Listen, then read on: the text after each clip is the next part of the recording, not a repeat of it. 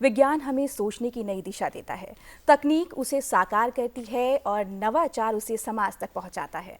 बिल्कुल, आज का विज्ञान उन सभी सपनों को साकार कर रहा है जहां इनोवेशन और टेक्नोलॉजी सिर्फ एक्सपेरिमेंट नहीं बल्कि नेशन बिल्डिंग के इम्पॉर्टेंट टूल्स हैं। बिल्कुल, और इसी भावना को आगे बढ़ाता है emerging science, technology and innovation conclave 2025, एक ऐसा मंच जहां पर विकास, विजन और इसके साथ ही विचार तीनों मिलकर रच रहे हैं भारत का भविष्य।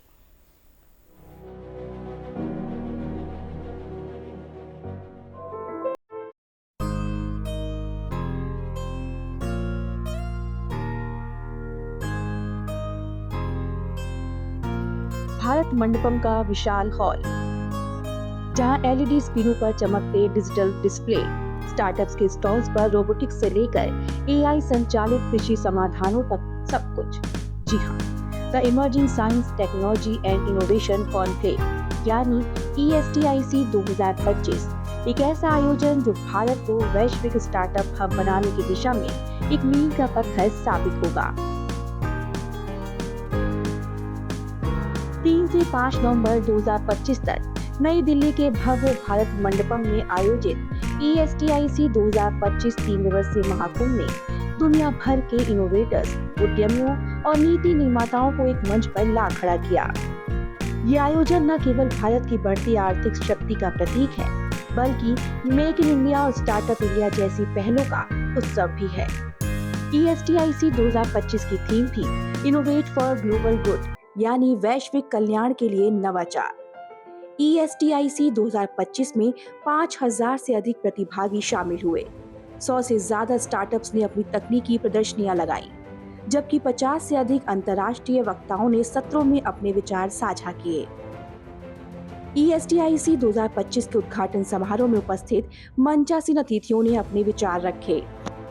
जैसे जैसे हम विकसित भारत 2047 की ट्रांसफॉर्मेटिव दृष्टि की ओर बढ़ रहे हैं, एसटीक के जरिए हम एक ऐसा मंच लेकर आए हैं जहां हम अपने नेशनल S&T प्रायोरिटीज को अगले 2 दशकों तक रीअलाइन और री-इमेजिन कर सकेंगे। प्रधानमंत्री जी, आपने विज्ञान और नवाचार को सर्वोच्च प्राथमिकता दी। आपने देशवासियों को यह एहसास करवाया और यह समझाया कि 21वीं सदी में तरक्की का रास्ता विज्ञान और नवाचार की मंजिलों को लांघ करके गुजरता है। आपने देशवासियों को यह भी समझाया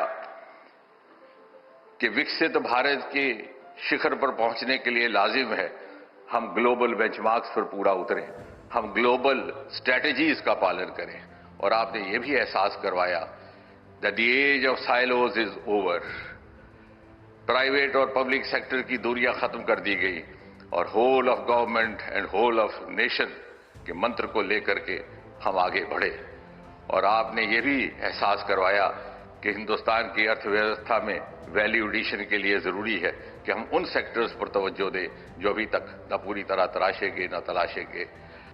आज ग्लोबल ऑर्डर में हम एक नए शिफ्ट को विटनेस कर रहे हैं।